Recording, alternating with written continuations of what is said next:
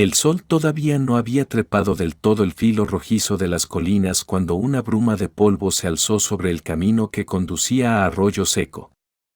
A esa hora solo los gallos y los carreteros insomnes rompían el silencio, el resto del pueblo seguía atrapado en un sueño ligero, temeroso de los peligros que la noche podía colar por las rendijas. Sin embargo, aquel alba traía algo más que el olor a café requemado y estiércol, traía un presentimiento hecho ruido de cascos, un rumor que aceleraría la sangre de todos antes del mediodía. Desde la ventana de la pensión, Clara Valdés alzó la cortina raída y entrecerró los ojos. Llevaba un mes durmiendo mal, cada llanto del viento le recordaba el de su propio hijo, muerto con apenas 3 semanas. Y la leche seguía brotándole del pecho como si nadie le hubiera avisado a su cuerpo que el pequeño ya no necesitaba de ella. El dolor físico era soportable, el otro, en cambio, se colaba como astillas bajo la piel. Si esa mañana madrugó no fue porque quisiera, nadie desea alargar su desvelo, sino porque la tristeza la mantenía alerta, a la espera de algo que no sabía nombrar. Por eso fue la primera en divisar la silueta que se acercaba montada en un caballo huesudo. El jinete era un apache. Llevaba el cabello largo, sujeto con un cordel de cuero, el rostro, pálidamente enmarcado por 2 líneas de pintura ocre que parecían lágrimas secas, era de una gravedad casi solemne. En brazos sostenía un bulto envuelto en manta de lana. El caballo se detuvo frente a la cantina cerrada y el hombre descendió con cuidado, como temiendo que el más leve temblor hiciera añicos algo frágil. Fue entonces cuando Clara vio lo que apretaba contra su pecho, un recién nacido, tan pequeño que parecía hecho de plumas y suspiros. La reacción del pueblo no tardó. El herrero, que alineaba herraduras al calor de la fragua, soltó una maldición y buscó la escopeta apoyada contra el muro. Los parroquianos rezagados tras la partida de cartas de anoche, ojos irritados y chaquetas polvorientas, se asomaron a la calle estrecha con caras de incredulidad. Incluso el perro amarillento del sastre dejó de rascar pulgas para gruñir sin convicción. Los ecos de viejas rencillas, robos de ganado, ataques a diligencias, cruces de sangre, se agitaron como avispas dentro de cada pecho. Nadie entendía qué hacía allí aquel apache, solo, llevando un bebé. Clara bajó la escalera antes de pensarlo 2 veces. El suelo de tablones crujía bajo su paso descalzo. Cuando abrió la puerta, el aire frío le erizó la piel y le humedeció los ojos. El apache levantó la mirada, sus pupilas, oscuras y quietas, parecían haber visto demasiadas lunas para andarse con ceremonias. ¿Qué busca aquí?, preguntó ella, con una serenidad que sorprendió a todos, incluso a sí misma. Él apretó el bulto y habló en castellano tosco, como si cada palabra le costara un rasguño en la garganta. Mi hijo no toma. Su madre murió al nacer la noche pasada. No hay leche. Las sílabas se quedaron flotando, densas como plomo. El silencio posterior fue más estruendoso que el disparo de un revólver. Clara tragó saliva, sintió el tirón familiar en sus senos, esa punzada que anunciaba la bajada de leche y que, desde la muerte de su bebé, solo lograba empapar los vendajes con los que se apretaba el pecho. Miró a su alrededor, rostros crispados, puños tensos, miedo disfrazado de ira. Sabía que sí la pondría en el centro de una tormenta de cuchicheos y maledicencias, pero no condenaría a un inocente a morirse de hambre antes de que la luna volviera a alzarse. Sin apartar sus ojos castaños de los del apache, asintió. Tráigalo adentro, dijo simplemente. El hombre, que más tarde supieron se llamaba Nantan, luz de alba en la lengua chiricahua, inclinó la cabeza en gesto de gratitud. Al pasar junto a la herrería, el viejo Brownsen resopló con desprecio, pero no apretó el gatillo, quizá la curiosidad pudo más que el rencor. Dentro de la pensión, el olor a café rancio se mezclaba con el almizcle seco de las varas de eucalipto colgadas del techo. Clara condujo al apache hasta la cocina, donde una mecedora aguardaba junto al hogar moribundo. La leña chisporroteó cuando añadió un tronco, la llama inquieta iluminó las paredes de adobe, desnudando sombras en las que se agazapaba el cuchicheo de la calle. Nantan deshizo la manta. El niño no protestó, apenas abrió los ojos y echó un gemido ronco, más parecido a un suspiro que a un grito. El vientito del amanecer le hizo temblar el labio superior. Clara sintió que el mundo se aquietaba, como si cada átomo respirara con ese cuerpecito mínimo. Sin pensarlo, se desabrochó el corpiño y acercó al bebé a su pecho. La succión era torpe al principio, pero en segundos se volvió insistente, vital. La leche que a ella le había parecido un lastre se transformó en alivio, el dolor menguó, el pulso se acompasó, la memoria de su propio hijo se arremolinó en un nudo tibio de nostalgia y consuelo. Los ojos de Nantan se humedecieron, aunque ninguna lágrima llegó a rodar. Permaneció de pie, quieto como un poste, las manos crispadas en la manta vacía. Cuando el niño hizo la primera pausa, labio perlado de leche, mejillas sonrosadas, Clara le habló, sin dejar de mecerlo. ¿Cómo se llama? Takoda. Significa amigo de todos. La voz del apache se quebró. Su madre era fuerte, pero el parto cayó, mordiendo el recuerdo. Un crujido en la puerta advirtió que alguien se asomaba. Era el reverendo Mallory, Biblia bajo el brazo y ojos como carbones. Se había erigido en árbitro de lo moral desde que llegó a Arroyo Seco, exiliado de algún escándalo en Missouri que nadie mencionaba. Observó la escena con el ceño profundo. «Hermana Valdés, ¿está consciente de lo que hace?», inquirió, arrastrando las sílabas. Clara mantuvo la mirada firme. «Alimento a un recién nacido, reverendo. El resto es asunto del Altísimo, no mío». Mallory frunció la boca, pero optó por retroceder. La gente en el vano susurró, algunos hicieron la señal de la cruz, otros simularon cortar la leche con gestos de burla. Pero ninguno se atrevió a cruzar el umbral. Las llamas del hogar parecían trazar una frontera invisible, adentro reinaba una paz precaria, afuera, la tormenta se gestaba. A lo largo de la mañana, los rumores se extendieron como pólvora. Que si Nantan era explorador de una partida de guerreros que pensaba atacar el poblado, que si el niño estaba embrujado y traería desgracia a quien lo sustentara, que Clara pretendía utilizar esa misericordia para expiar pecados que nadie le conocía pero igual suponían. El sheriff Urrutia patrulló la calle con mano en la cartuchera, fingiendo normalidad. Había aprendido que en un pueblo asustado cualquier chispa podía incendiar barriles enteros de resentimiento. Dentro de la cocina, en cambio, el tiempo se destensaba al ritmo de la respiración de Takoda. Entre toma y toma, Clara preparaba infusión de manzanilla para el padre, que bebía con recelo, acostumbrado a que la bondad de los blancos casi siempre llevara anzuelos. Poco a poco, merced a preguntas prudentes, ella fue hilvanando retazos de la historia. La aldea de Nantan quedaba a 2 jornadas al norte, más allá de los mogotes del trueno. Su gente había pactado una frágil tregua con los colonos tras la última fiebre de oro. No obstante, la escasez y la fiebre escarlata se habían ensañado con las mujeres, la suya incluida, dejando a varios niños sin madre ni leche. «Podría llevar al niño con alguna mujer de su tribu», sugirió Clara. «Todas están enfermas o secas», respondió él, bajando la vista. «Y tal vez nuestra aldea no esté segura, unos rangers recorren la zona desde la semana pasada. Por eso vine», alzando los ojos, dejó que la gratitud anegara su voz. «Usted es su esperanza». El día avanzó entre susurros y miradas torvas. Cuando la tarde empezó a dorar la calle principal, un carruaje polvoriento, tirado por 2 mulos cansados, se detuvo frente a la fonda.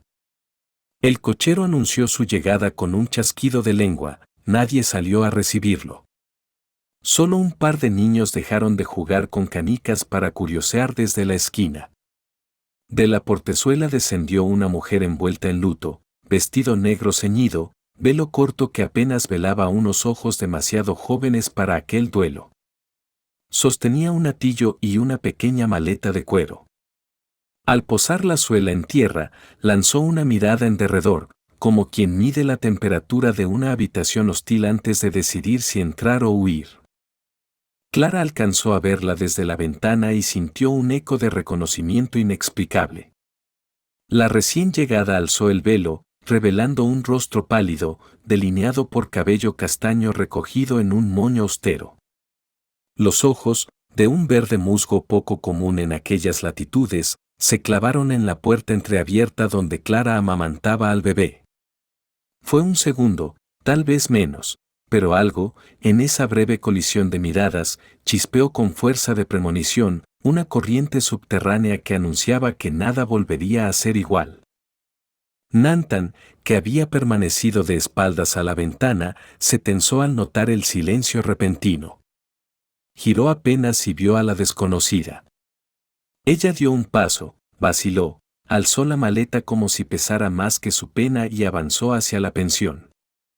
Cada tacón contra la madera del pórtico sonó como un aldabonazo en el pecho de Clara.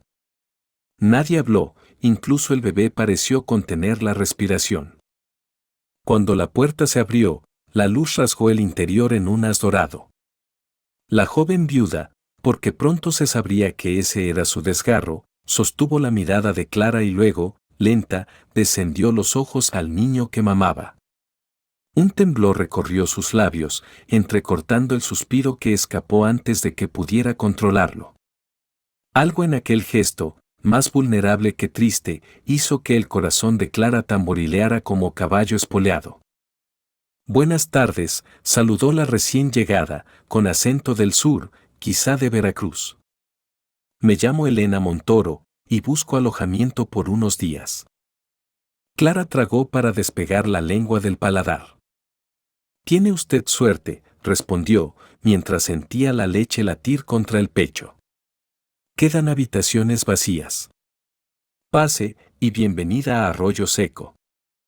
Detrás de Elena, el atardecer encendía la calle en colores de cobre fundido. La sombra de la viuda se proyectó larga, rozando los pies descalzos de Nantan y el borde de la manta que cubría a Takoda. Fue un instante minúsculo, pero suficiente para que los tres destinos quedaran enlazados por un hilo invisible, tensado y listo para vibrar al menor sobresalto. Y así, mientras las campanas de la iglesia repicaban el ángelus y las sombras se estiraban como dedos sobre la tierra reseca, la primera piedra del drama quedó colocada.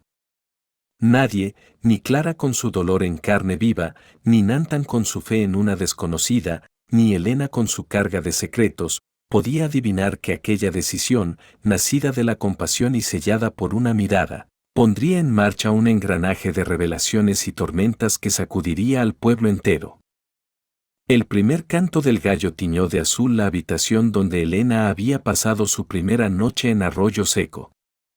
No durmió más de un par de horas, la cama crujía con cada giro de su cuerpo y, cada vez que cerraba los ojos, veía el rostro inerte de su difunto esposo, tendido sobre tablones mal iluminados por lámparas de queroseno.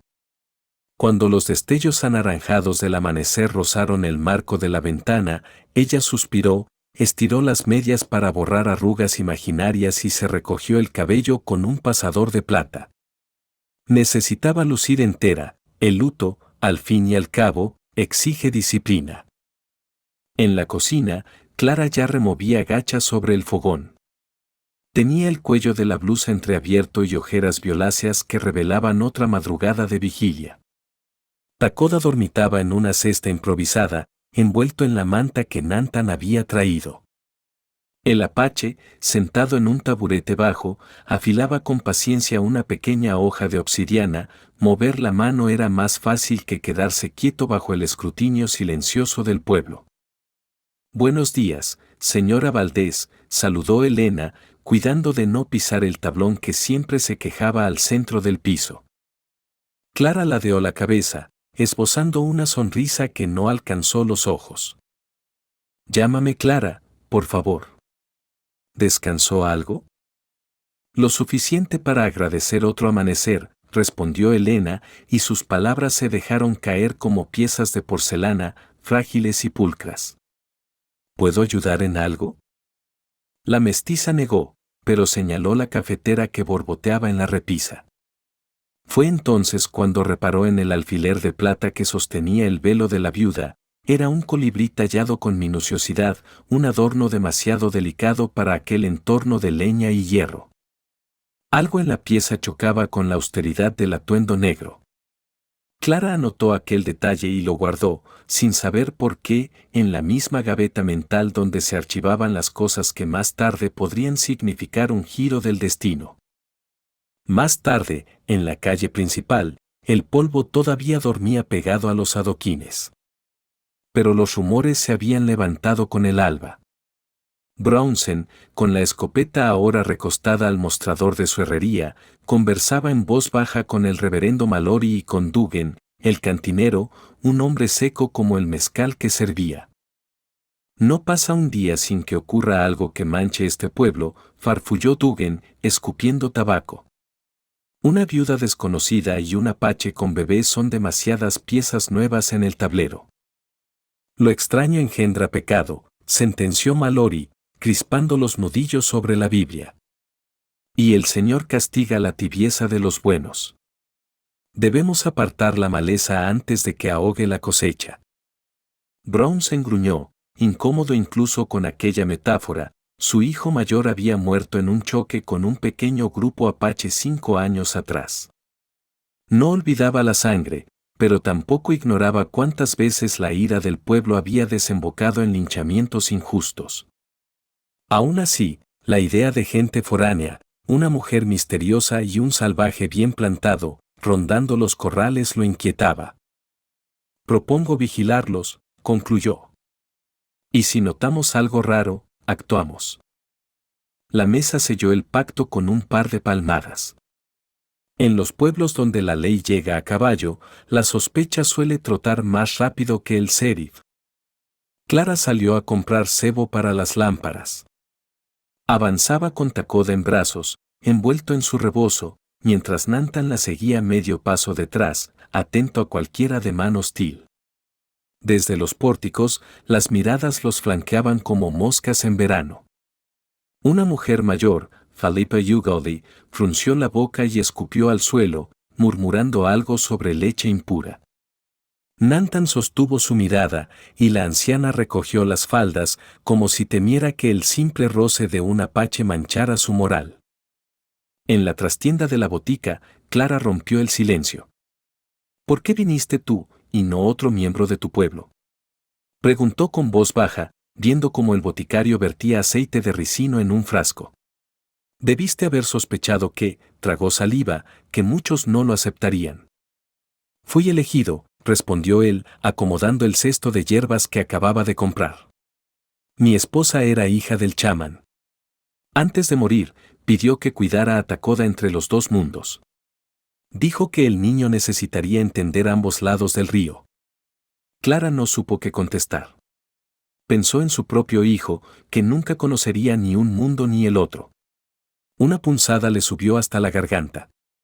Pagó y salió, sintió el peso de la culpa resbalando como una gota tibia entre sus omoplatos. Esa tarde, la pensión pareció volverse latón caliente. Primero llegó el sheriff Urrutia para inspeccionar que todo estuviera en orden. Observó al bebé, que dormía satisfecho, contó las armas visibles, el cuchillo de obsidiana, un viejo fusil de Clara que colgaba sobre la puerta, e hizo preguntas tan innecesarias que agotaron la paciencia del apache. Pero Nantan se contuvo, sabía que mostrar los dientes demasiado pronto era cavar la propia fosa. Luego aparecieron 2 rangers estatales, de paso hacia el norte. Pidieron agua, a cambio de silencio. Aligeraron la cantina de 2 vasos de whisky y dejaron una advertencia. Buscaban a un grupo de asaltantes pieles rojas que había incendiado una diligencia y secuestrado al hijo de un terrateniente. Sin cuerpo ni rescate, decían, el rumor era un grito suelto que pedía culpables. Clara sintió el estómago contraerse. Nantan cerró su mano sobre la vaina del cuchillo, casi imperceptible. ¿Cómo era el niño?, preguntó, con tono neutro. Uno de los Rangers se encogió de hombros. Blanquito, de ojos grises, según dicen. Tenía apenas un mes. Todos callaron. El crujido del piso ocupó el breve lapso en que Clara y Nantan se cruzaron una mirada. Ninguno creía posible confundir a Takoda con aquel bebé, pero la memoria colectiva rara vez es precisa cuando la alimenta el miedo. Cerca de la puesta del sol, Elena se sentó en el porche, buscando aire fresco. Llevaba el collar de perlas de su boda escondido bajo el cuello alto, su único recuerdo alegre y quizás su más pesado. Al oír los pasos de Clara, levantó la vista. La mestiza traía un cesto de ropa recién lavada. Se quedaron contemplando las nubes largas que ardían sobre las colinas. Perder un hijo, murmuró Elena, sin preámbulos. Es como quedarse sin luna en el desierto. Clara no se sobresaltó. La confidencia ajena a veces es espejo involuntario. ¿Tu marido falleció hace mucho?, preguntó, esforzándose por sonar amable. Elena vaciló. Bajó la mirada al alfiler colibrí. Luego, articuló. Murió hace 2 semanas. Un asalto en el camino entre Durango y Santa Fe. Le dispararon cuando intentó proteger a un vaquero que llevábamos como pasajero. Apretó la mandíbula, sofocando un temblor. Lo enterré en una cuneta, no hubo tiempo de ataúd ni de oraciones. Clara cubrió la mano de Elena con la suya. Aquí no estará sola, aunque el pueblo tarde en verlo. Elena tragó un nudo. Era la segunda vez que alguien tocaba su piel desde el funeral improvisado. ¿Puedo sostener al bebé?, preguntó. Nantan, que permanecía apoyado en el quicio, entrecerró los ojos. Pero asintió cuando Clara lo miró con apaciguadora dulceza. Ella entregó a Takoda. Elena lo acomodó con inexperta delicadeza. El niño abrió un ojo, titubeó, y se volvió a dormir sobre su pecho. El peso minúsculo contra el luto negro desprendió un chasquido en algo profundo. Elena sintió un impulso súbito de llorar, pero solo un suspiro se le escapó entre los labios. Desde la herrería, Brownsen observaba la escena, tallando un clavo inexistente contra el yunque. Esa misma noche, cuando todos parecían entregados al reposo, el rumor de pasos sigilosos rasgó el callejón tras la pensión. Una sombra se deslizó hasta el establo, llevando un farol protegido con trapo. Vertió aceite sobre el heno y encendió una cerilla. La mecha demoró un segundo en prender, el soplo del viento amenazó con apagarla, pero una mano ansiosa la cubrió, demasiado tarde para notar que un filo oscuro emergía de la penumbra. Nantan sujetó al intruso por el cuello de la camisa y lo estampó contra la pared de barro. ¡Alto!, susurró con un castellano tan crudo que helaba la sangre. Era Silas, ayudante del boticario, un mozo de 20 años que olía a cáscara de limón y resentimiento. El muchacho forcejeó. Nantan le dobló el brazo y apagó la cerilla con los dedos desnudos. ¿Por qué?, preguntó, sin soltarlo. Son un peligro, gimoteó Silas. El reverendo dijo que traen la ira de Dios. Clara llegó corriendo, despertada por el crujido de la puerta trasera. Vio el reguero de aceite, el farol volcado, el rastro de paja humedecida. Llamó a Elena, que apareció envuelta en su bata, con Takoda contra el pecho. Silas lloraba, pero ya nadie parecía dispuesto a la compasión. El sheriff apareció, alertado por algún vecino.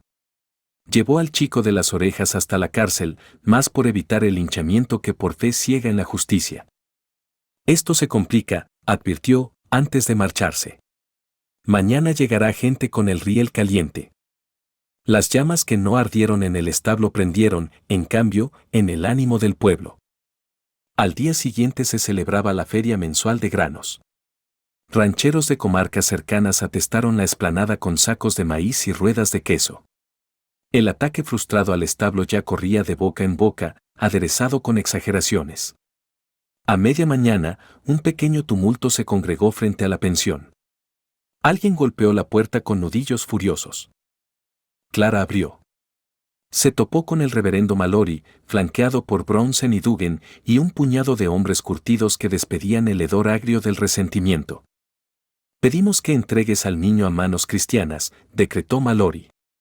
No dejaremos que un salvaje lo críe ni que sufra leche contaminada por el pecado.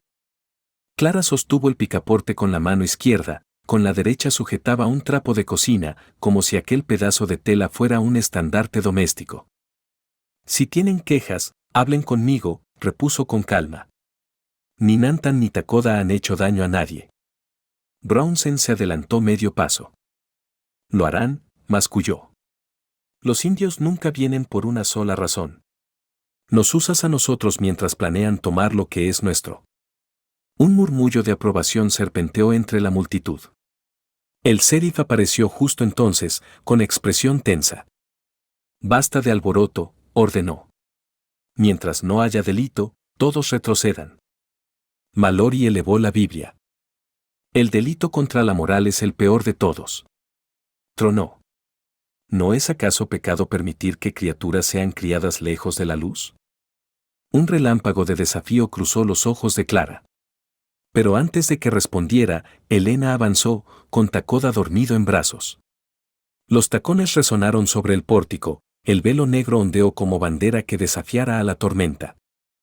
Este niño vive gracias a la bondad de esta mujer, dijo, su voz más firme que la seda de luto. Pretenden arrebatarlo porque temen lo que no comprenden. Pero la leche de Clara, alzó la barbilla, es tan pura como el manantial de Gualterio, y tan santa como la misa que ustedes mismos profanan con odio. Las palabras, pronunciadas con acento extranjero, cortaron la tensión como machete en milpa madura. Dugan murmuró algo ininteligible, Brownsen bajó la mirada, Mallory apretó los labios hasta dejar un hilo blanco. El sheriff dio un paso entre la muchedumbre. Dispersaos, ordenó. Nadie aquí violó la ley. Y cualquiera que ate fuego de noche visitará la cárcel, sea joven o reverendo. Se hizo un silencio espeso, como respiración contenida. Uno a uno, los hombres se retiraron, mascullando. Solo cuando la calle quedó otra vez vacía, Clara sintió que las piernas le temblaban. Se apoyó contra el marco, tragando aire. Gracias, susurró a Elena. Lo justo no siempre es fácil, replicó la viuda. Pero al menos podemos intentarlo. Sus miradas se enlazaron. Y en ese puente de ojos, algo empezó a forjarse, no era amistad aún, ni confianza plena, sino la promesa de una alianza costosa. Esa noche, la calma aparente sabía a pólvora mojada. Clara colocó al niño en la cesta junto a su cama. Nantan dormía en el suelo, sobre una manta, como un guardián de piedra. El crujido de las vigas y el ulular del viento parecían advertencias. Cerca de la medianoche, Clara se despertó con sed. Cruzó el pasillo hasta la cocina. Desde allí, oyó voces apagadas tras la puerta del cuarto de Elena, un murmullo urgente, casi conspirativo. Se acercó sin querer, su sombra se proyectó en la pared. Reconoció la voz de Elena y otra más grave. ¿Nantan? El corazón de Clara empezó a retumbar. Tienes que confiar en mí, alcanzó a oír, en la voz baja de la viuda. Si siguen buscándote, el niño no estará a salvo ni aquí ni en tu aldea. El río puede ser traicionero, respondió la voz masculina, efectivamente la de Nantan. Pero tal vez no tenga opción. Hubo un silencio espeso, roto por el crepitar del quinqué encendido. Clara retrocedió, su pie pisó una astilla que crujió. Las voces se apagaron. Clara huyó a su cuarto, la sed convertida en hielo. No conciliaba el sueño cuando un golpeteo sordo retumbó a lo lejos, el redoble de cascos sobre la calle.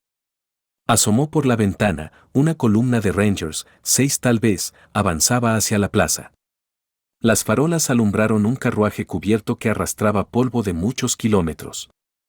En el asiento delantero, un hombre rubio, en uniforme militar, sostenía un papel enrollado. El murmullo de los cascos se detuvo frente a la oficina del sheriff. Clara sintió la piel erizarse. La frontera entre la seguridad y el peligro se adelgazaba con cada visitante. A la mañana siguiente, las campanas no repicaron como de costumbre. Todas las miradas se dirigían a los recién llegados, el capitán Nobel y su destacamento, conocidos por limpiar pueblos enteros cuando olían connivencia con los indios. Traían una proclama clavada en un tablón, Ofrecían recompensa por quien entregara al niño blanco raptado y a su secuestrador apache. Las letras negras mordían la madera. Bajo la ilustración tosca de un bebé envuelto en mantas destacaba una cifra apetitosa, $500 en oro. Todos tragaron saliva. En un pueblo donde $2 podían mantener a una familia una semana, la tentación se mezclaba con el miedo y el resentimiento. Clara leyó el edicto. Su visión se nubló, las palabras bailaron, pero el mensaje era claro, aunque Takoda no encajara en la descripción, cualquiera con ojos cargados de avaricia podría querer creer que sí. Giró, buscando a Elena y a Nantan. Los vio al otro lado de la calle, la viuda sostenía el chal contra el pecho, el apache apretaba los labios, dejando que un músculo le vibrara en la mandíbula. Fue Elena quien corrió hacia Clara primero. Tenemos que hablar, urgió, con la voz tan baja que era casi un ladrido sofocado. Hay algo que no les conté. Y si no lo digo ahora, quizás sea tarde para todos. En ese instante, Brownsen dobló la esquina con un fusil reluciente y mirada febril. Detrás de él, Silas, liberado esa mañana, sostenía un papel arrugado, la proclama de recompensa. Varios hombres lo seguían, espoleados por la promesa de oro. Clara empalideció. Tomó aire. Entra, ordenó, tirando del brazo de Elena hacia la pensión. Y prepárate para contarlo todo.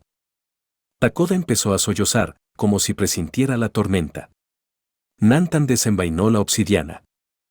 La sombra del capitán Nobel se proyectó larga sobre la entrada de la calle, llevándose consigo el zumbido de las abejas que revoloteaban en la tarde. Entre la codicia del oro y el miedo a la sangre, la cuerda de la tensión quedó tensada hasta el límite, bastaba una sola chispa para desatar el incendio que devoraría la paja y la cátedra por igual. El zaguán de la pensión se cerró con un golpe seco, afuera, los pasos de la turba resonaron como relámpagos lejanos que anuncian tormenta. Dentro, la penumbra olía a queroseno y a miedo recién avivado. Clara echó el cerrojo y dejó caer la espalda contra la puerta, sentía el pulso en los oídos, tan vivo como el llanto que Takoda soltó al percibir la tensión. Elena lo meció con urgencia, pero su propia voz temblaba. Déjalo, pequeño, ya pasó, ya pasó. Nantan permanecía erguido junto a la ventana, cuchillo de obsidiana en mano, mirando las siluetas que se disolvían calle abajo. Cuando comprobó que se alejaban, se giró hacia las mujeres. La luz del quinqué pintaba sombras afiladas en sus pómulos. Habla, pidió Clara, sin rodeos. Dijiste que ocultabas algo. Elena inspiró hondo. El bebé aún sollozaba, y cada queja pareció arrancar una hebra de su voz. No nací en Veracruz, comenzó. Crecí en Chihuahua, hija de un tratante de caballos español y de una mestiza tarahumara. Mi padre me obligó a casarme con Próspero Montoro, un comerciante de telas que viajaba con carretas entre Durango y Santa Fe. Su mirada se nubló. Hace 3 semanas di a luz un niño. Lo llamamos Samuel. Tenía la misma mancha color almendra aquí, rozó la oreja de Takoda con la yema de un dedo. Una noche, en un alto del camino, nos asaltaron hombres disfrazados de apaches. No lo eran, hablaban inglés entre ellos. Mataron a mi esposo y a 2 arrieros y, la voz se le quebró, se llevaron a Samuel. Clara sintió un escalofrío que nacía entre los hombros y le arañaba la nuca.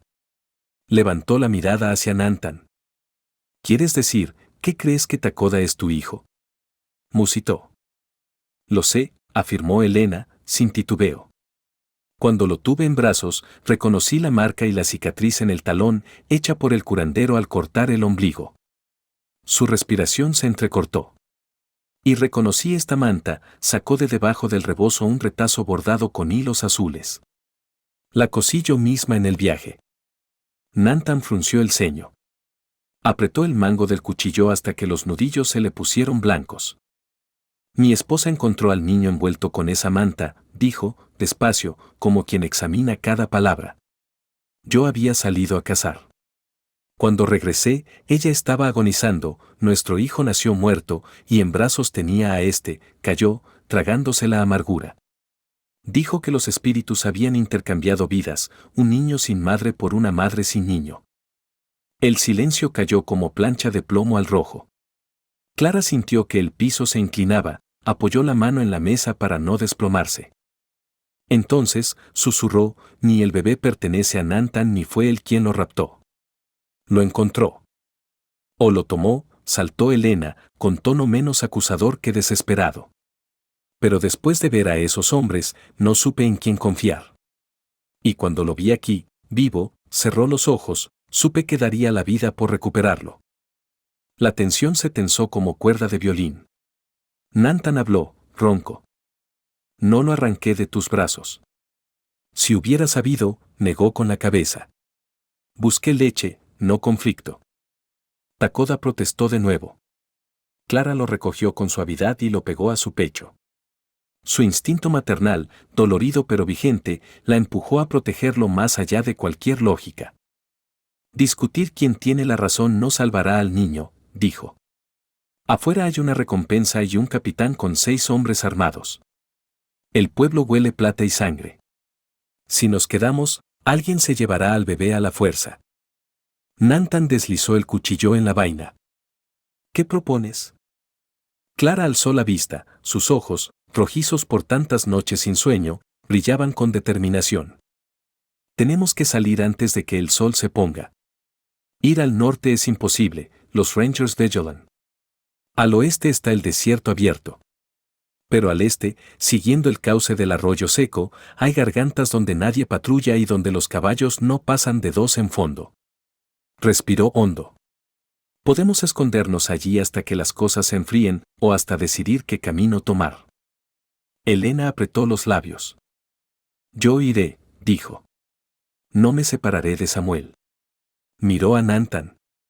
Si decides venir, te lo agradeceré, pero si quieres quedarte, al menos no nos delates. El apache sostuvo su mirada. No había acritud, solo el dolor de alguien que acaba de perder a un hijo, otra vez.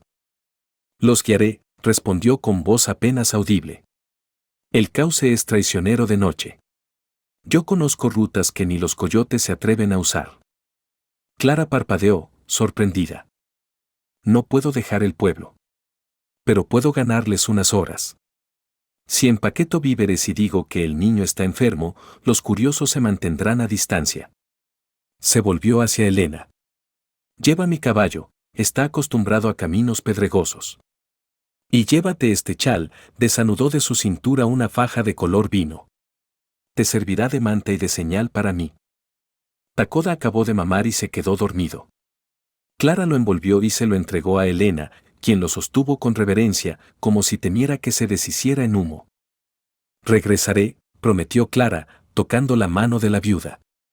Cuando sea seguro, los encontraré cerca de la Peña del Ciervo. Allí hay un bosquecillo de álamos, nadie se aventura porque abundan las víboras de cascabel, pero sé dónde pisar. Sonrió triste. Mi gente solía refugiarse allí cuando los federales barrían la frontera. El plan quedó trazado con la urgencia de una fuga y la precisión de una plegaria. Nantan fue a por sus cosas, una piel de venado con medicinas, un arco corto con 3 flechas, la navaja. Elena empacó una cantimplora y el cuaderno que había heredado de su madre, lleno de versos en tarahumara. El sol se inclinaba cuando la artimaña de Clara comenzó. Salió al pórtico con Takoda envuelto en mantas, una muñeca bajo el rebozo fingía ser el bebé y anunció a voz en cuello que el pequeño había enfermado de cólicos y necesitaba reposo absoluto. Para respaldar la historia, avivó el rumor de que la leche india podía haberlo contagiado. Eso bastó para que la gente mantuviera distancia por temor a pestes. Mientras Brownsen y Mallory organizaban un rezo a puerta cerrada, Clara fingía abanicar al paciente en su cuarto, mientras por la trastienda Elena y Nantan salían hacia el corral. El caballo de Clara, un alazán recio llamado Trébol, resopló al sentir la urgencia. Nantan montó primero, extendió la mano y subió a Elena, que acomodó al bebé en un portabultos improvisado contra su pecho. Salieron al trote, siguiendo la línea de álamos que camuflaba el cauce. En la calle principal, una anciana divisó la polvareda y gritó alarma, un indio y la viuda huyen con el crío. El bramido se propagó de puerta en puerta. Brownsen corrió a la herrería, Mallory vociferó que aquello confirmaba el pecado. El Sheriff Urruti intentó poner orden, pero Capital Law tomó la palabra, alzando el papel de la recompensa. $100 al que ensille en un minuto. Rugió. El que capture vivo al secuestrador recibirá otros 200. Media docena de vecinos corrió hacia sus monturas. La estampida se lanzó loma abajo, persiguiendo el rastro que el alazán dejaba en la tierra polvorienta. Clara los vio alejarse con un nudo en la garganta. Sabía que la maniobra compraba tiempo, no salvación. Debía moverse rápido. Al caer la noche, la columna de perseguidores se redujo a Brownsen, Silas y 2 rancheros ambiciosos. Los demás abandonaron al notar que el cauce se estrechaba y las sombras volvían traicioneras las piedras sueltas. La luna, aún en cuarto creciente, derramaba un brillo de acero sobre el lecho del arroyo, iluminando las huellas frescas. «Van hacia la peña del Ciervo», gruñó Brownsen. «Hay que apurarlos antes de que se metan en la quebrada».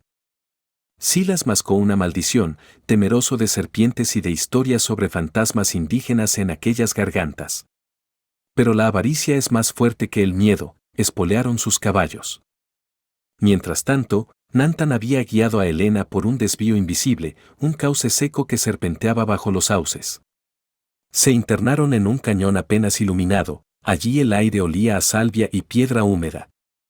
El galope resonaba como tambores en caverna. Takoda, o Samuel, comenzó a llorar, la voz suave de Helena tarareó una nana en tarahumara entrecortado, aprendida de su madre. El eco se perdió en las paredes, creando un coro delicado y triste. «No falta mucho», dijo Nantan, señalando una silueta enorme recortada contra el firmamento, la peña del Ciervo, bloque pétreo curvado como cornamenta de ciervo. En su base crecía un bosquecillo de álamos donde el arroyo formaba pozas poco profundas. Bajaron allí. Helena se apeó, las piernas agarrotadas. Nantan tomó al bebé, lo meció para calmar el llanto, y luego empezó a inspeccionar el suelo circundante, buscaba huellas de latoras, yesca seca para un pequeño fuego, ramas largas para hacer una camilla si era necesario. «¿Crees que escaparán?», preguntó Helena, arrullando al niño. «Los hombres de plata no conocen estos pasajes», repuso. «Pero la plata compra guías». Helena tensó la mandíbula. Acarició la frente de Takoda, notó un ligero ardor. De su bolso sacó un frasquito con aceite de manzanilla, herencia de la botica arrasada, y lo frotó con suavidad. «Si llega fiebre, necesitará agua y sombra», dijo. «Y mi pecho», miró a Nantan, abriendo el corsé para ofrecer el pezón al niño. Pero él no tomó, había encontrado saciedad en el viaje y solo quería dormir. Nantan observó el gesto, algo en su rostro se aflojó, mezcla de asentimiento y resignación. «La tierra decide los caminos», murmuró. «Yo solo soy un paso más». En Arroyo Seco, Clara sabía que el tiempo se agotaba. Cuando cayó el velo de la noche, fingió dormir en una silla, como si velara al bebé enfermo. En cuanto el último curioso se retiró, se escabulló al establo. Allí quedaba un burro viejo, renco pero testarudo. Ensilló una alforja con un poco de maíz, agua y compresas de vinagre. Se cubrió con un rebozo oscuro y salió por la vereda escondida entre nopales. El cielo era un tapiz de brasas, ella avanzó, guiada por la luna y por la necesidad de enmendar lo que fuera el destino. Brownsen y sus hombres alcanzaron el desvío de los sauces. Vieron las huellas que se bifurcaban, unas, del caballo con carga pesada, otras, de un caballo ligero. Decidieron seguir las primeras. Brownsen, que conocía la zona por cacerías de venado, sonrió con dientes filosos, la peña del Ciervo era una ratonera. Empuñó el fusil y ordenó silencio.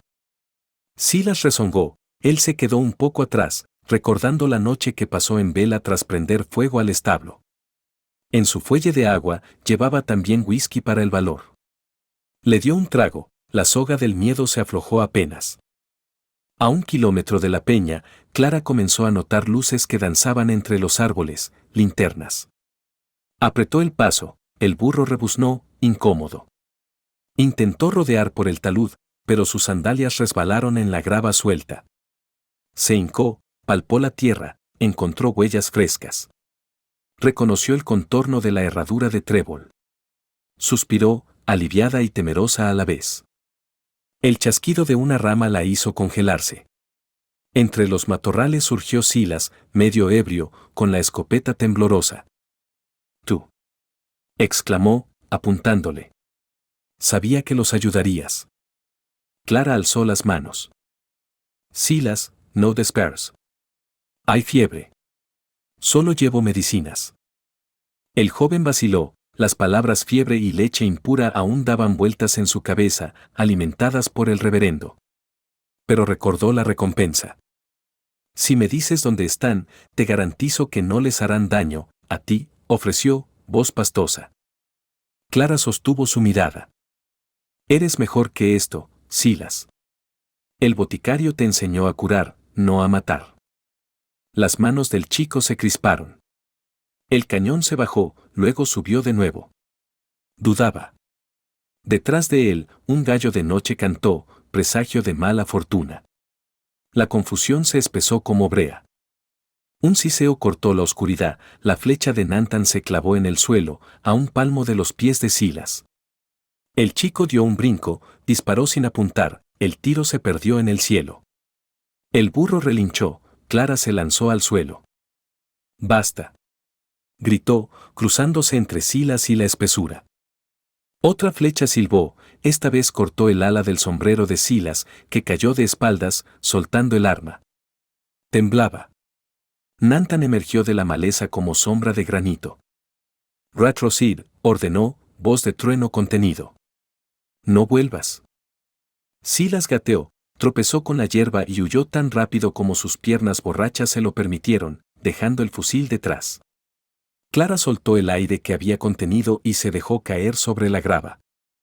Nantan se acercó a ella. No hablaba, le tendió la mano para ayudarla a levantarse. Sus miradas se encontraron en la penumbra. «El niño», susurró Clara. «Vive», respondió.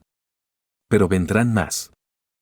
En la base de la peña, Elena intentaba calmar a Takoda, que ardía. Humedecía un paño en el agua fría de la poza y se lo ponía en la frente. Murmuraba entre dientes palabras que mezclaban español, tarahumara y súplica sin dueño.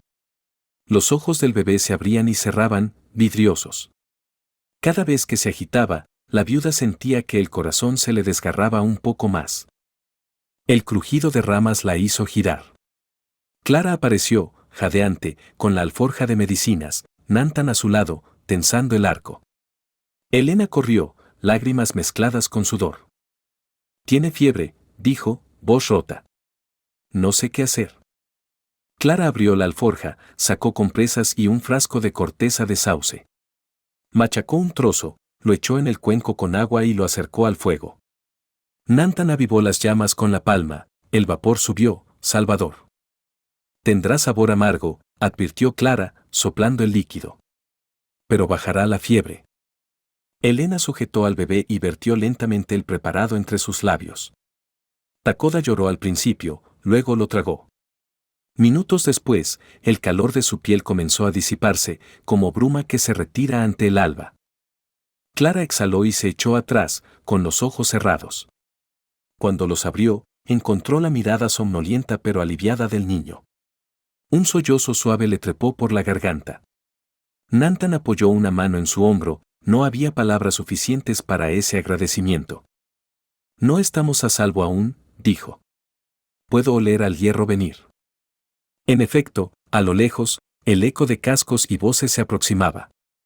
Brownsen y los rancheros avanzaban sigilosos, guiados por la luz de un farol. Traían cuerdas y pistolas. La recompensa ardía en sus pupilas. Clara se puso en pie. Durante un segundo, pensó en ceder, en rogar piedad. Pero al ver las facciones adormecidas de Takoda en brazos de Elena, algo cambió dentro, una cuerda que la mantenía pequeña se rompió. «No llegarán hasta aquí», murmuró. «Les conozco las mañas». Corrió al charal de ramas secas donde en invierno se refugian los zorros y untó el heno con el aceite que quedaba en la alforja. Nantan comprendió el plan. La sombra de la peña proyectaría el humo hacia el barranco, confundiendo a los perseguidores y quizás espantando a sus caballos. Entre los dos, prendieron una chispa y retrocedieron. El fuego creció rápidamente, alimentado por la brisa del cañón. Columnas de humo denso se alzaron, verduzcas y picantes. Los caballos de Brownsen relincharon antes de que sus jinetes entendieran la trampa. Uno se encabritó y tiró al ranchero. El farol cayó, se apagó. Voces maldecían, tosiendo. Clara, Elena y Nantan aprovecharon el caos, se internaron en una rendija estrecha que corría detrás de la peña y salía a un declive cubierto de maíz silvestre. Avanzaron sin aliento, sin mirar atrás, hasta que el humo se volvió un fantasma lejano y la noche recobró el silencio punteado por grillos. El primer resplandor difuso del amanecer los sorprendió en la cima del declive. Desde allí, se percibía el desierto abierto, salpicado de mezquites y colinas color granate. Takoda dormía, la fiebre rendida. Elena lo besó en la frente y alzó la vista, el horizonte parecía prometer olvido y renacimiento a la vez. Nantan se detuvo, oteando hacia el norte. Más allá de esas colinas hay una cueva que mi pueblo usa en los inviernos duros, explicó. Agua, raíces, resguardo. Podemos permanecer allí hasta que pase la cacería. Clara apoyó la mano en su pecho, agotada pero firme. Iré con ustedes un trecho más. Luego volveré. Sonrió con amargura. Arroyo Seco necesitará oír la verdad algún día, y alguien tendrá que decirla. La luz del alba les pintó los perfiles de ocre y esperanza. Apenas dieron un paso cuando un disparo seco quebró la quietud. El proyectil silbó y se incrustó en la roca frente a ellos. Giraron. Brownsen, tiznado de hollín, los apuntaba desde un saliente más bajo. Silas, jadeante, sostenía el farol apagado y la cuerda. Ni un paso más. Bramó Brownsen. El niño nos pertenece. Y tú, señaló a Nantan, pagarás por mi hijo. Nantan soltó el arco, levantó la mano vacía, Clara se interpuso, pero el siguiente disparo la pasó rozando. Elena gritó. Takoda despertó y rompió en llanto. Brownsen avanzó 3 pasos, bañado en odio y penumbra rojiza. El disparo que retumbó a continuación no salió de su arma. Fue un estampido breve, seco, que le dio en el brazo, haciéndole soltar el fusil y caer de rodillas. Silas, a su lado, bajó la vista incrédulo. Clara empuñaba el revólver que colgaba junto a la puerta de la pensión, ahora en su mano temblorosa. Humo gris escapaba del cañón. «Basta», gritó ella, con una fuerza que ni sabía poseer. «Ningún bebé paga crímenes de adultos». Brownsen gimió, sujetando el hombro sangrante. Silas tiró la cuerda y alzó los brazos. En sus ojos, la avaricia se había mezclado con un miedo infantil. Clara respiró, la pistola aún humeante. Elena dio un paso adelante, sosteniendo al niño. «Este bebé se llama Samuel Montoro Valdés», anunció. «Y nadie más decidirá su destino». El eco de sus palabras se extendió sobre el cañón, tan firme como un juramento ante testigos que solo la tierra podía convocar. El sol, asomando por el este, bañó la escena en oro pálido. Por un instante suspendido, cada alma allí sintió que el mundo se detenía, como si la historia contuviera el aliento antes de girar sobre su propio eje. El disparo de Clara quedó suspendido en el aire como un trueno sin eco. El sol acababa de trepar el filo de las colinas, y en ese resplandor nuevo todo parecía posible: la redención, la venganza, el perdón o la tragedia. Brownsen se retorcía en el polvo, apretando el hombro sangrante. Silas temblaba con los dedos manchados de hollín y remordimiento. Nantan mantenía el arco en guardia, por si el odio buscaba otra salida. Elena balanceaba al bebé, murmurando su nombre en un rosario de promesas: Samuel. Takoda, mi corazón. Pero la quietud duró lo que tarda un grillo en saltar. A lo lejos resonó el toque metálico de un cuerno. El capitán Nobel reunía a su destacamento. Clara se volvió hacia Nantan y Elena. «Tenemos minutos, quizá menos. Hay que movernos antes de que Nobel nos cierre el paso». Nantan se agachó junto a Brownsen, sacó de su morral un polvo grisáceo y lo espolvoreó sobre la herida. El herrero gruñó de dolor, pero el sangrado cedió un poco. El apache se incorporó y miró a Silas con severidad. «Tú decides ahora», dijo, señalando el cañón vacío de la escopeta abandonada. O sigues al oro, o sigues a la vida. Silas tragó saliva. Sus ojos claros brincaban entre el bebé, el rifle de Clara y el rostro pétreo de Nathan. Bajó la cabeza. No, no quise matar a nadie, balbuceó. Solo, creí que Dios castigaría si no obedecía al reverendo. Clara le sostuvo la mirada, aún con la pistola en mano. Si de verdad buscas el perdón, tendrás que ganarlo, declaró. Y la primera prueba es callar y no delatarnos. Silas asintió, cabizbajo. Apretó el pañuelo que Helena le arrojó para vendar a Brownsen, y se puso a la tarea. El herrero, sudoroso, lanzó improperios, pero acabó cediendo cuando el dolor lo azotó de nuevo. Nathan se acercó a Clara. Las colinas no serán refugio por mucho. Lovell trae hombres frescos y rifles largos. Necesitamos exponer la verdad ante todos, o morirán inocentes. Antes de que Clara respondiera, Brownsen gruñó. ¿Qué verdad? ¿Que un salvaje y una farsante nos robaron un crío? Mentira. Escupió sangre y polvo. Lovell hará lo que yo no pude, limpiar este territorio de alimañas. Nathan se agachó hasta quedar frente a él. Tú mismo viste cómo prendiste fuego al establo y casi quemas al niño. Si hoy vivo es porque mi esposa cambió su vida por la suya. ¿Quién es la alimaña? Brownsen desvió la mirada. Los montes devolvían ecos de cascos, Lovell se acercaba. Helena se inclinó para hablar, sin soltar al bebé. Tal vez haya otra salida. Sacó de su bolso el cuaderno gastado. Este diario pertenece a mi esposo. Guarda anotaciones de sus viajes, compradores y una carta que recibió poco antes de morir. Abrió la última hoja, un papel doblado, con sello roto. Sobre la cera soplada destacaba un escudo militar. Ahí se le ofrecía protección para la caravana a cambio de pasajero y mercancía, $100 para la tropa del capitán Lovell. Clara lo leyó deprisa. El encabezado rezaba, Camp 18º Destacamento Frontera, 6 de junio. En la postdata, la letra de Próspero Montoro anotaba, me inquieta que pidan especificar si llevamos niños. Dicen que los indios han secuestrado a uno blanquito y querrán evitar confusiones. La sangre se le heló. Eso prueba que Lovell sabía del asalto antes de que ocurriera, murmuró. Quizá incluso lo orquestó. Nathan asintió.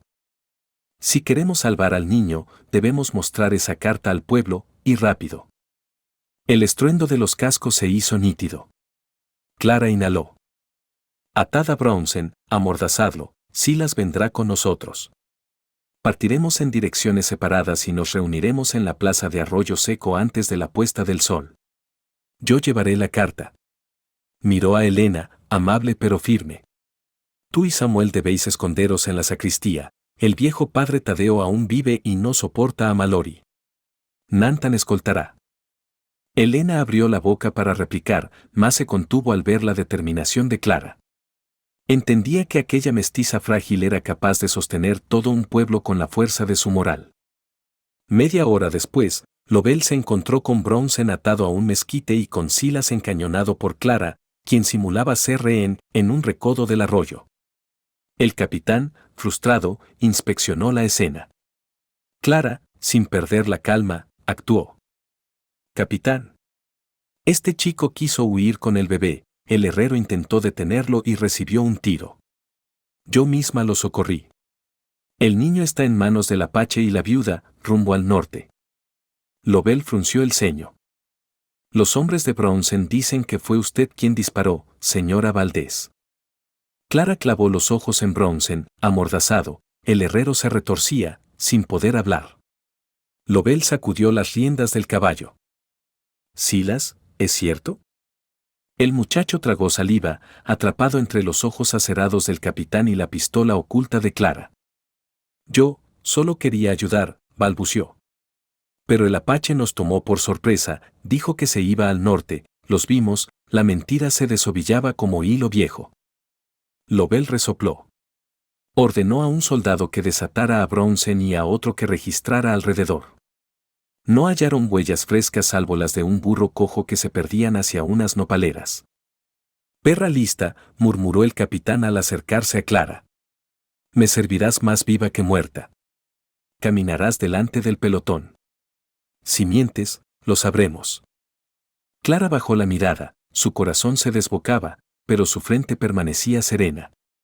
El juego de distracciones funcionaba, Elena y Nantan ganaban trecho rumbo al sureste, y ella, en dirección contraria, guiaba a Lobel hacia un norte ficticio. No obstante, el ejército cargado de codicia no era un potro fácil de domar. Al mediodía, uno de los rastreadores halló la herradura rota de Trébol apuntando hacia el este, contradictoria con el relato de Clara. Lobel detuvo la marcha y midió a la mujer de arriba abajo. Viraremos al este, ordenó. Y si nos traiciona, corre la misma suerte que ese apache. Clara tragó bilis. Había alcanzado su límite de maniobras, debía escapar o perderlo todo. Por fortuna, tras la próxima curva esperaba un aliado poco confiable pero útil, la vieja mina abandonada de los verdugos. Recordaba un túnel derrumbado que conectaba con una grieta natural y que, en su juventud, había usado para huir de un amor ilícito. Si podía internarse allí sin ser vista, ganaría horas valiosas. Y tal vez la mina misma saldaría viejas deudas, alojaba gases letales que cualquier farol podía encender. Mientras Lobel se desviaba, Nantan y Elena sorteaban cauces secos, evitando espinas y víboras. Llegaron a la parte trasera de Arroyo Seco cuando el sol arañaba el centro del cielo. El pueblo hervía, Mallory lideraba una procesión flagelante, culpando a la bruja mestiza y al demonio apache de plagas futuras. Carretas cubiertas de polvareda llegaban con curiosos, atraídos por la recompensa y el morbo. El sheriff Urrutia bebía nervioso frente a la cantina, incapaz de contener la marea. No podemos cruzar la plaza sin que nos vean, susurró Elena, ajustando el chal para cubrir el rostro. ¿Algún otro lugar seguro? Nantan observó los tejados. Al fondo destacaba el campanario de ruido de la escuela misional, abandonada desde la última fiebre tifoidea. Recordaba huecos en los muros, pasadizos para los niños. Señaló hacia allí. Es piedra fría y húmeda, dijo. Pero de noche, nadie se acerca, dicen que está embrujada. Perfecto, respondió Elena. Nada asusta más que el recuerdo de un fantasma. Se escabulleron por corrales y patios traseros. Un perro ladró, Nantan lanzó un trozo de cecina y el animal guardó silencio. Llegaron al muro agrietado de la escuela. Elena, exhausta, trepó primero por una higuera. El bebé lloró, necesitaba leche. Nantan se mantuvo en guardia mientras ella amamantaba a la sombra del pupitre carcomido, cantándole una copla antigua. El apache aspiró el aire viciado, olía a moho y polvo de tiza. Sus recuerdos se inflamaron con imágenes de su esposa entregando al niño a Clara. Toda su vida, la lealtad había sido un círculo cerrado, ahora debía romperlo para salvar a un hijo que no era suyo. El dolor le mordió en silencio. Cuando el bebé durmió, Nantan habló. Hay algo que debes saber. Si Lobel es culpable, no bastará con una carta. El pueblo teme más a la fuerza que a la justicia. Debemos revelar su propia vergüenza. Elena frunció el ceño. ¿Cuál? Un capitán no arriesga su rango por dinero, salvo que deba saldar deuda mayor. He oído a los caminantes decir que Lobel perdió su paga apostando en Santa Fe.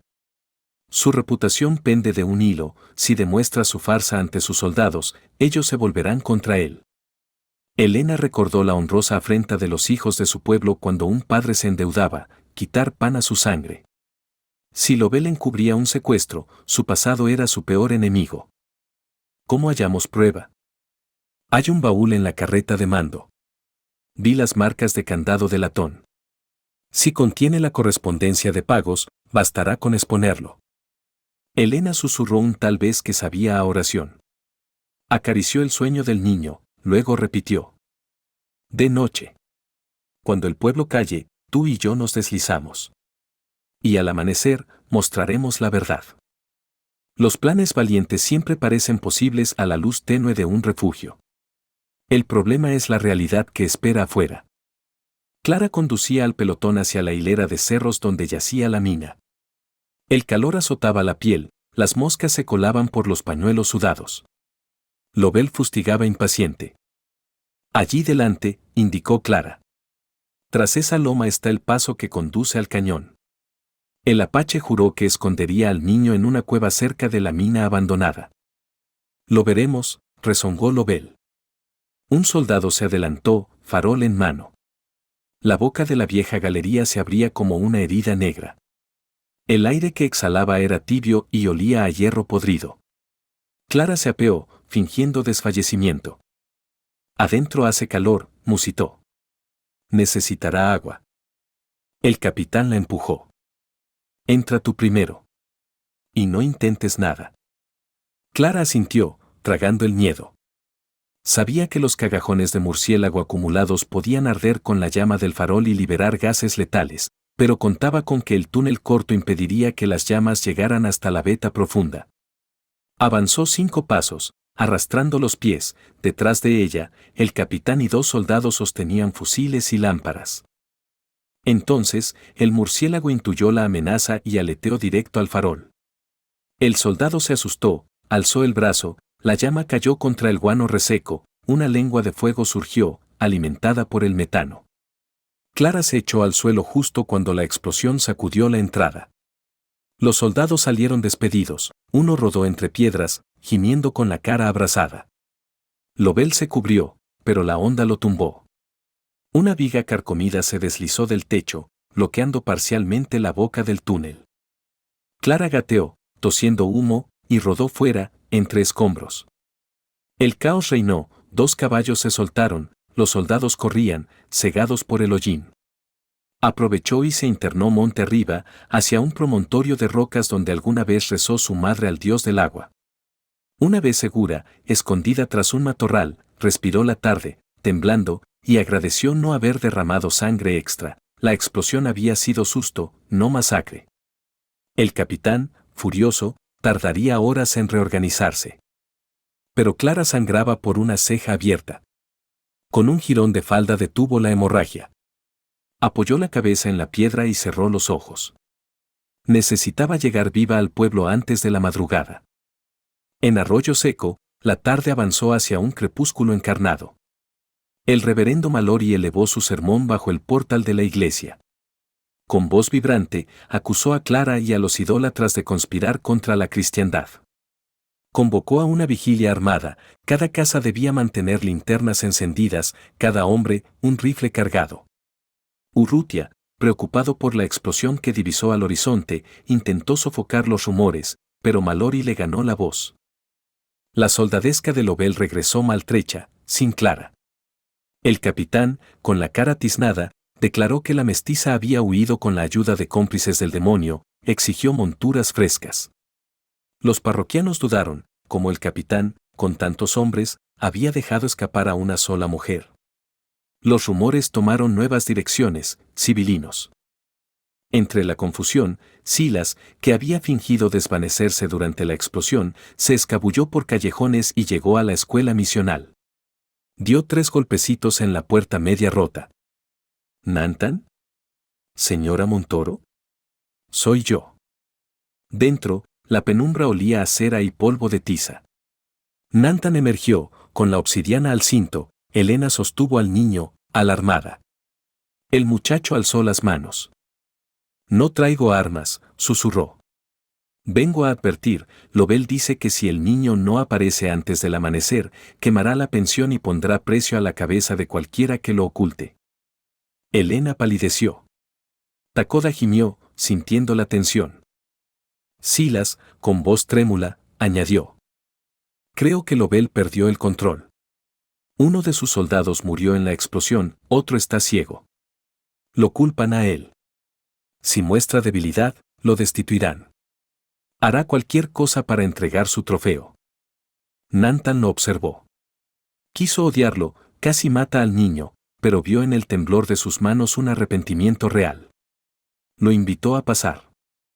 Si nos ayudas a abrir el baúl del capitán, dijo, te ganarás la redención. Silas tragó duro. El candado es grueso, pero tengo llave maestra. Miró al bebé. Lo haré, por él y por Clara.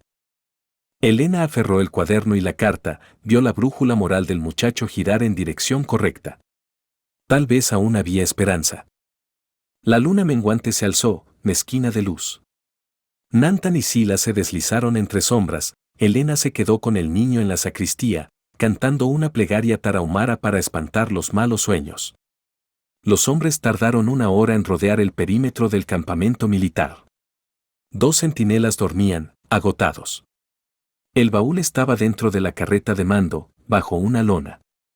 Silas sacó la pieza metálica doblada que alguna vez usó para abrir la botica y la introdujo. Giró. Un chasquido reveló la rendición del candado. Nantan alzó la tapa. Documentos, bolsas de monedas, un cuaderno de bitácora, cartas lacradas. Entre ellas, un pliego con sello del Ejército de Occidente, informe de gastos extraordinarios, Capitán Joseph Lowell. Notas en los márgenes detallaban pagos a contratistas apaches encubiertos, sumas que no coincidían con ninguna operación oficial y cantidades idénticas a la recompensa ofrecida. Había un recibo firmado por Bronson, servicios de guía y fuego de distracción. Nantan estrujó el papel, la conspiración era plomo vivo. Silas juntó la correspondencia en una bolsa de lona. En ese momento, un resoplido de caballo alertó al centinela. Se escuchó un juramento y el chirrido del cerrojo de un rifle. Silas y Nantan se escabulleron detrás de la carreta. El soldado levantó la lámpara, vio la cuerda suelta, se inclinó.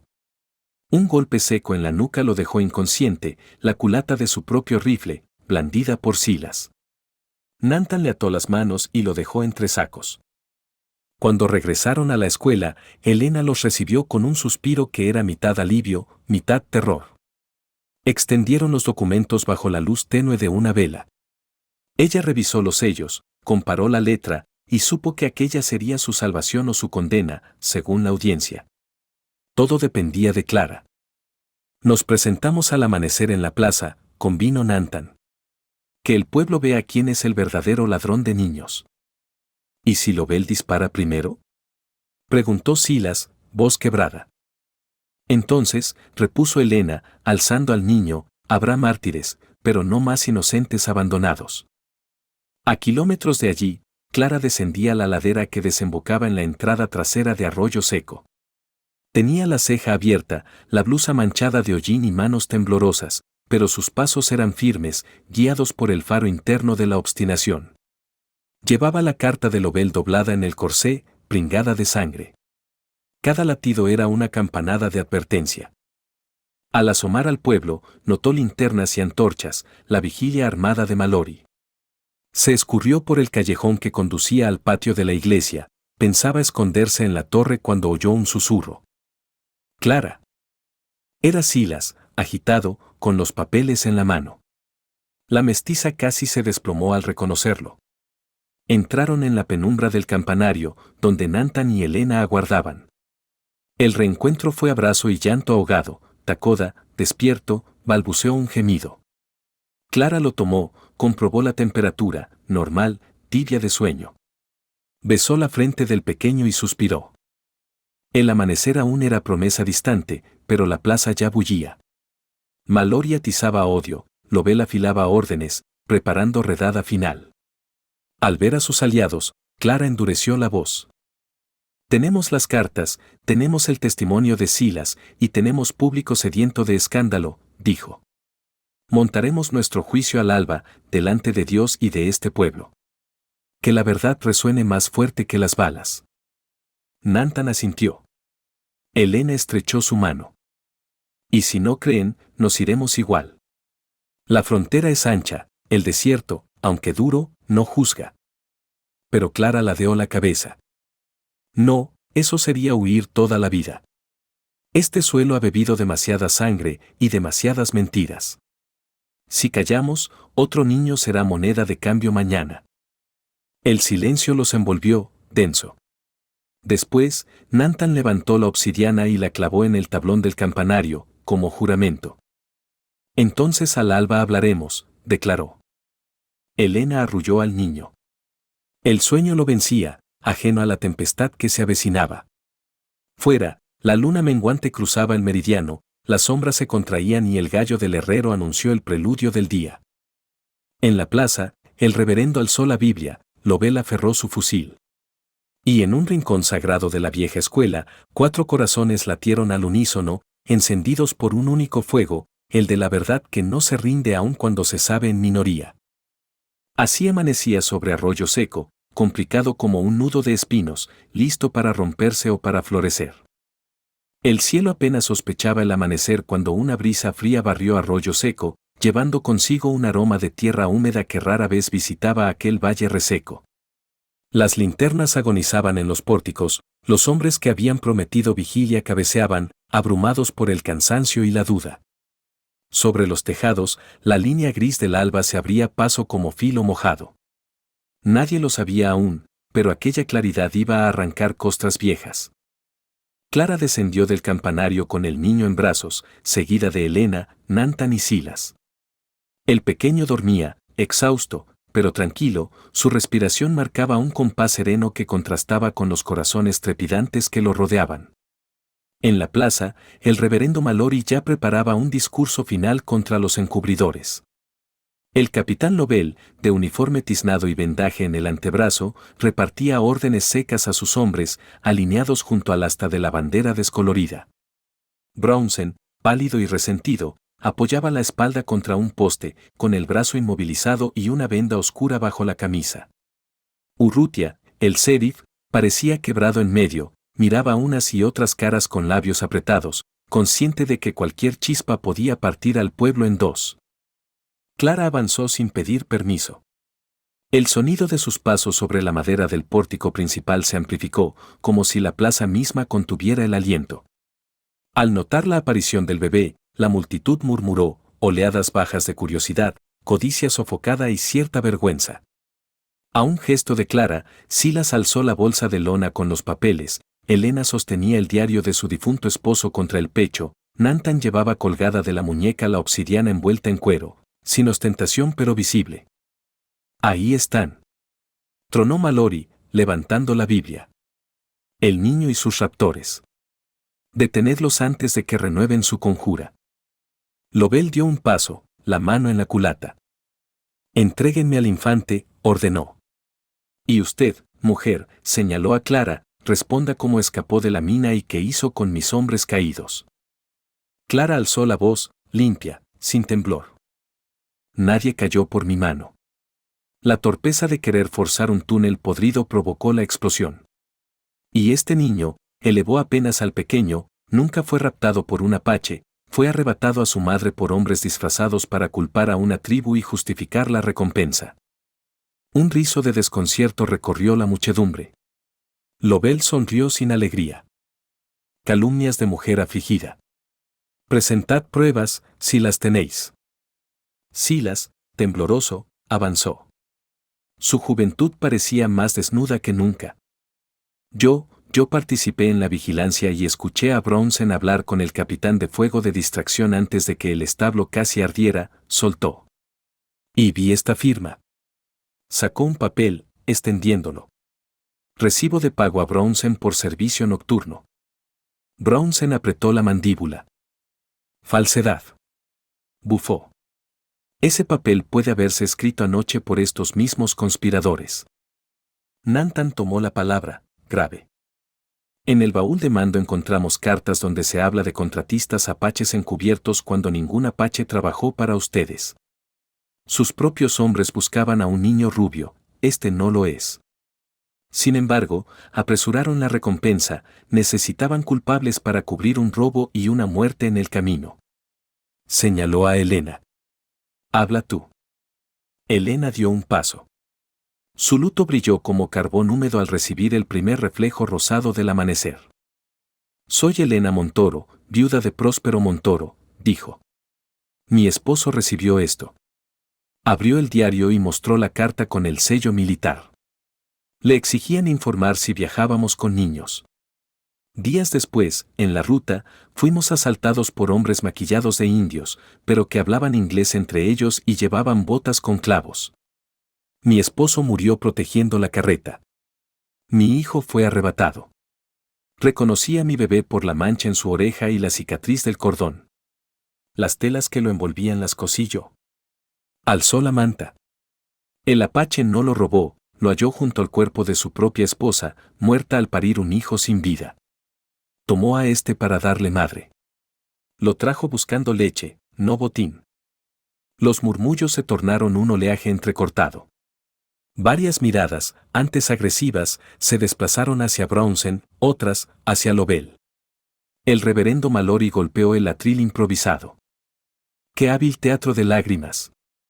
Una viuda sin testigos, un salvaje y una mestiza que dispara a un vecino pacífico.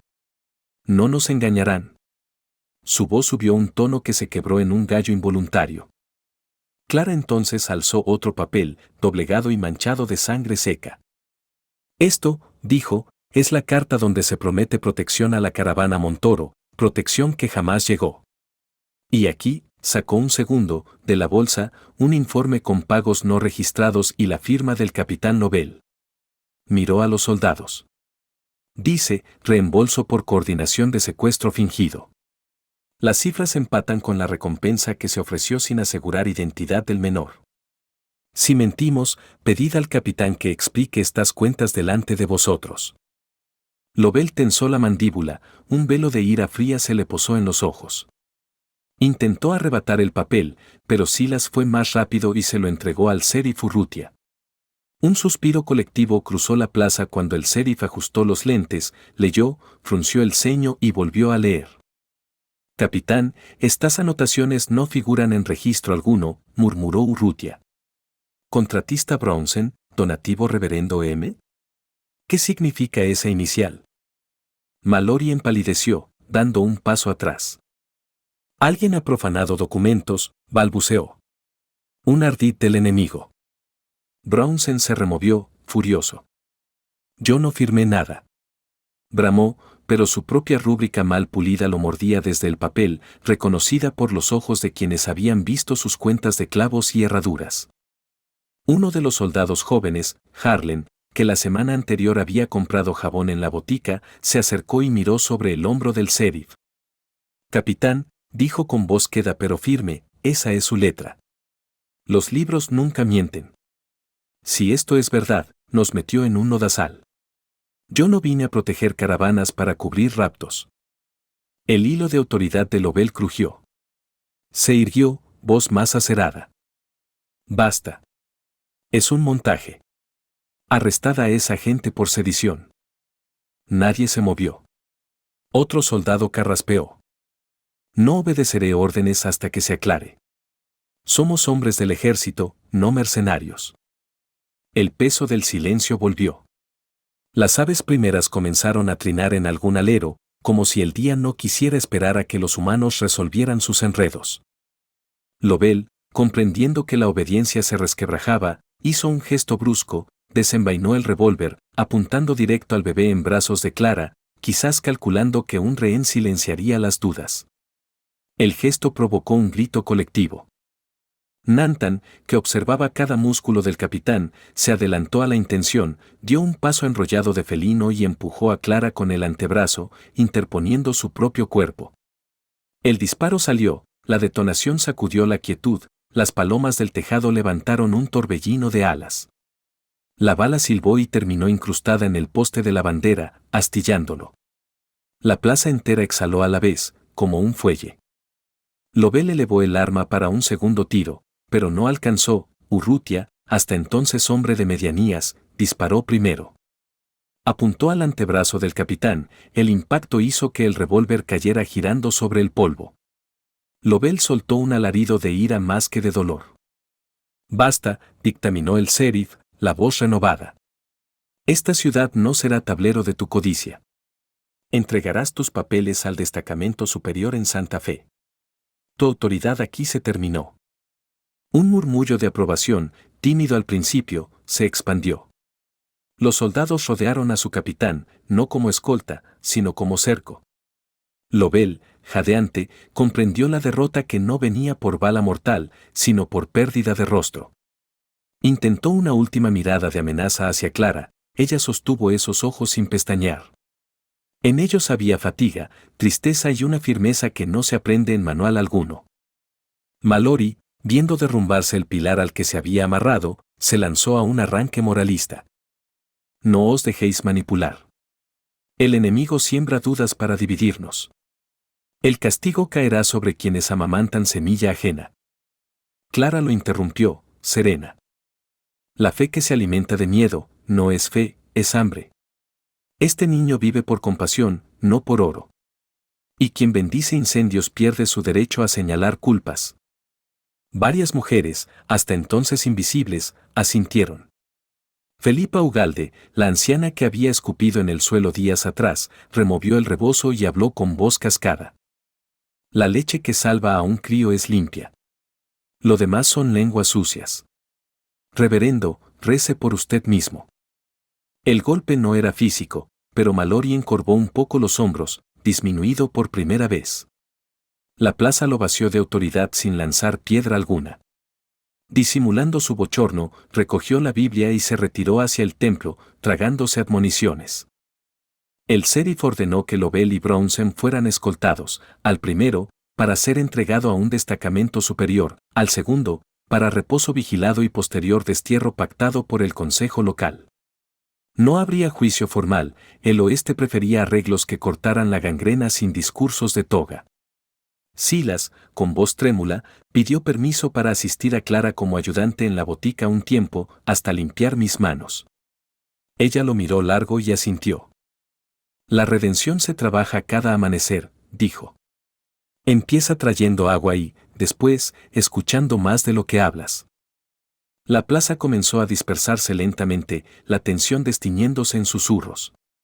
Las miradas hacia Nantan ya no llevaban filo abierto, había recelo aún, sí, pero mezclado con un respeto reticente. Él, sintiendo esa nueva textura de los ojos ajenos, respiró hondo, como si llenara por primera vez los pulmones desde la noche en que halló a la esposa muerta. Elena se acercó a él. Entre ambos, el niño, Samuel para ella, Dakoda para él, abrió los ojos oscuros y lanzó un balbuceo que hizo temblar algo intangible. No puedo arrancarte de su vida, susurró la viuda. Lo que hiciste le dio tiempo para hacer, la voz se le quebró. Mi hijo vivirá sabiendo que tuvo 2 madres y 2 protectores, uno que lo salvó al nacer y otra que lo reclamó del miedo. Si aceptas, quédate. La frase cayó suave, pero su peso abrió un claro en el corazón de Nantan, un lugar donde dolor y gratitud podían coexistir sin estrangularse. Bajó la vista al suelo, tomó un pequeño dije de hueso que colgaba de su cuello, el único recuerdo de su esposa, y lo ató con un hilo fino alrededor de la manta del bebé. Mi sangre conoce el camino del viento, respondió. Pero mis pasos pueden aprender a quedarse un ciclo más. Lo vigilaré mientras tu duelo se vuelve fuerza. Luego veremos qué dice la tierra. Clara observaba, distante unos dedos, con expresión de calma punzada por nostalgia. El acto de alimentar al niño había sido un puente sobre su propio abismo. Sintió que en su interior algo se asentaba, el duelo por el hijo perdido ya no era un pozo sin fondo, sino una fuente que podía derramar vida sobre otro. Percibió, al apretar las manos, que la tensión que le endurecía el pecho se aflojaba, la leche, todavía abundante, empezaría pronto a menguar a ritmo natural. Sonrió, humilde. Felipa se le acercó, carraspeando. Te juzgué sin mirar bien, admitió. Si algún día tu corazón necesita ocupar las manos, mi nieta está por parir. Quizá puedas ayudar. Clara inclinó la cabeza, aceptando sin orgullo, sin rencor. La vida en el pueblo se reconstruye con gestos simples, no con proclamas grandilocuentes. Silas regresó con un cubo de agua fresca y lo ofreció a Elena. El muchacho evitó mirar a Nantan, temeroso de hallar reproche.